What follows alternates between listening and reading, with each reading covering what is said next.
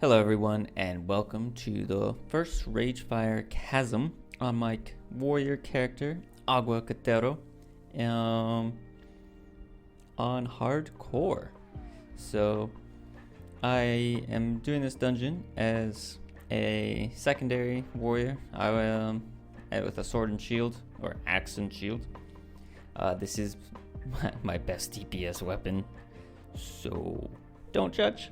I did get a two-handed after this, and that's my now best DPS weapon. But at level 14, you take what you can get.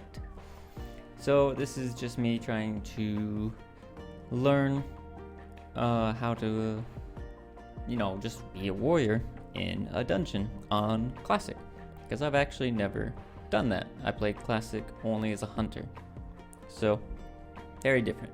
And this is hardcore, so there's that extra element of risk where you are not allowed to die or wipe, which does happens from time to time. So that's brutal whenever you see those kill messages come across when 3, 4, 5 people died in a dungeon. But here I am just learning how to run a warrior tank, and I'm gonna be in battle stance mode most of the time. And we're just gonna clear out this dungeon nice and slow, because this is how you should do it. No pooling too many mobs, just a couple at a time. And when you'll notice that we start using the skull and X's now. And if you don't know, the skull is basically a primary target. The X is a secondary target. And we're just gonna go through and pretty much, if there's a skull in them, that's your first. And the X is your second, obviously. And the moon will be like a tertiary target or your CC target. So like if you're a mage, you will sheep them, basically. But the importance of this is warriors don't really have good AoE CC until much later. So, or AoE aggro, sorry, until much later. So if you are on a low level, make sure to attack the primary target only if you're DPS. And here's something I wanted to show real quick here. So we are going to accidentally pull 3 extra mobs. So it does get a little bit dicey. Our warrior almost dropped below 50%, which is scary probably, especially for him. And my job right now as a shield is to keep this shaman from healing, which is why I used my interrupt on him. So as a secondary warrior, I'm pretty much off tanking in this if we need it. That way it'll keep the level 17 warrior a little bit easier to deal with everything. And maybe it's not the best on these little small mobs.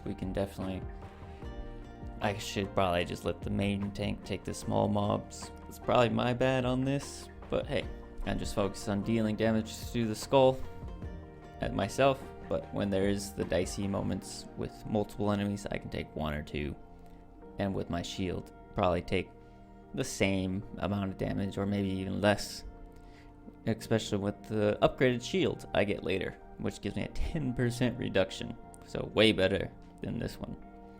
So, it's like 300 armor, and the one I have on is 100 armor.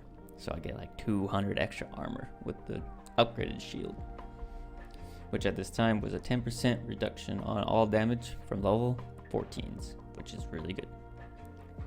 So, anyways, I have it sped up in this, the trash mobs, and slow down during the bosses.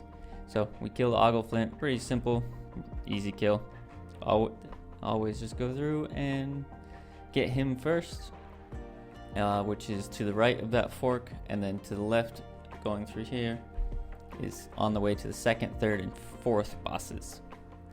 So there's a total of 4 bosses, and as a warrior, I think the 2nd boss probably has, or 2nd and 4th boss, maybe? No, the 2nd one definitely has the gear you want, the cloak, which is a nice upgrade cloak, which I drops, but I agreed it because I think someone else wanted it on this one, so it was fine. They could take it. But as you can see here, we're just clearing out the trash mobs. And yep. And then when we get to this caster mob, you'll see that the warrior is going to engage him with the bow and then run all the way back. So he engages, runs all the way back here, and it pulls the casters away from accidentally pulling even extra mobs, especially with lower levels where those two extra ones on the right definitely would have aggroed if we went all in there. So that's something you got to do on classic more often, is that you run in, have the war or the tank aggro, and then run all the way back. So this is the second boss, the Hunger. I don't know, Targamon, the Hunger. And this is when we aggro a second, and this is my job, is where I took it upon myself to go ahead and aggro this guy and keep him on me to minimize the damage that the main tank was taking. So that was kind of helpful. And here's a subterranean cape, which dropped. Definitely something I wanted. I should have needed this at the time, but hey. I go ahead and greet it, so the person who actually wanted it earlier could have it, who was Destroyer, which is a shaman, I think. A shaman? Looks like a shaman, so fine by me. Not a big deal. And then you keep going through this, and we are going to get to the third boss, which is Jarash, which actually has a really good robe for casters. So, but at a low level like this, I was just still trying to learn how to use everything and actually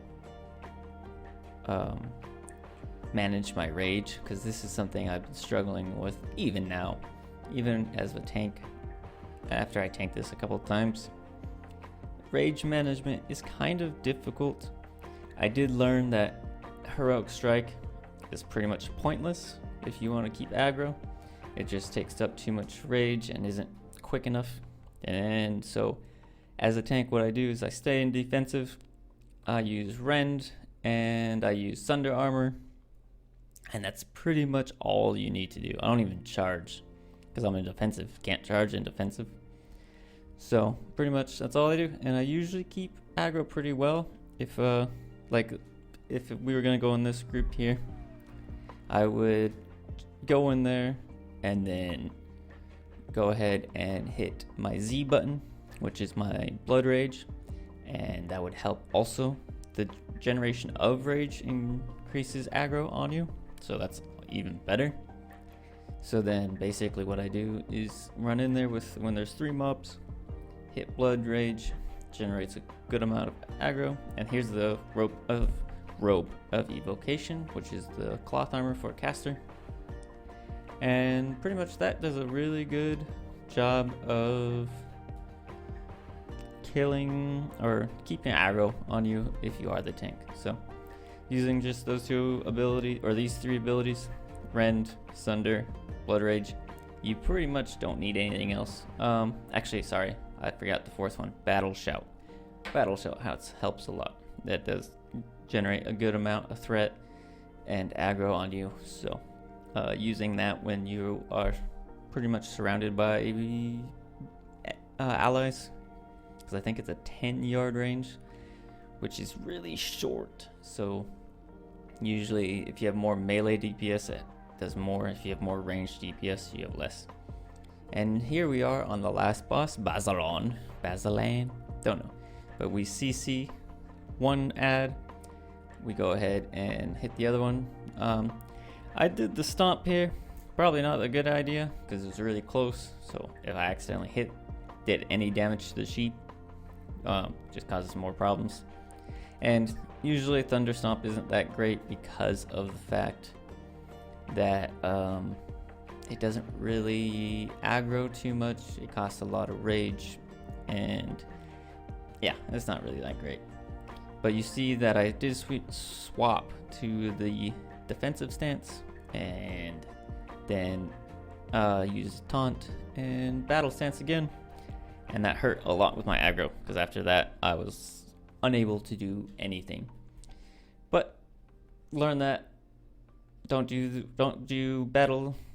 Oh no, sorry, it's called stance dancing. Don't do stance dancing at this level until you get the talent points that you start keeping rage, like I think 3 talent points in tactical management in the arms tree, and then you can stance dance a lot better. I made some macros, and as soon as I start getting that, I'm gonna use a charge in, go to defensive, and I should have enough rage for my Randon Sunder. And so I hope that works. But I got my two-handed, the Axe of Ogremar from this, so finally I have a decent DPS weapon. So I hope you enjoyed it, and I'll see you next time. Bye.